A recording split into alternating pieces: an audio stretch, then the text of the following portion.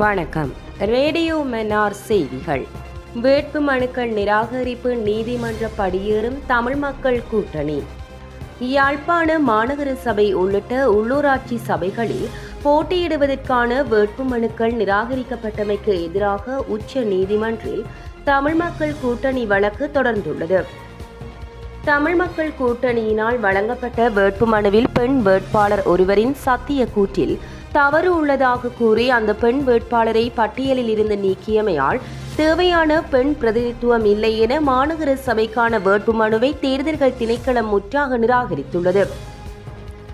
வேட்புமனுவில் தேவையான பெண் வேட்பாளர்களை உள்ளடக்கியிருந்தோம்.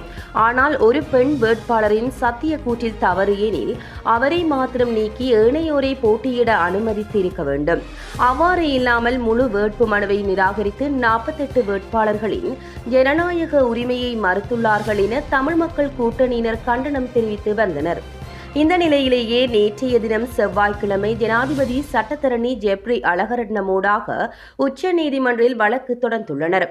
யாழ்ப்பாண மாநகர சபையில் முன்னாள் முதல்வர் சட்டத்தரணி வி மணிவண்ணன் முதல்வர் வேட்பாளராக கொண்டு களமிறக்கிய தமிழ் மக்கள் கூட்டணியின் வேட்புமனுவை நிராகரிக்கப்பட்டுள்ளமை குறிப்பிடத்தக்கது.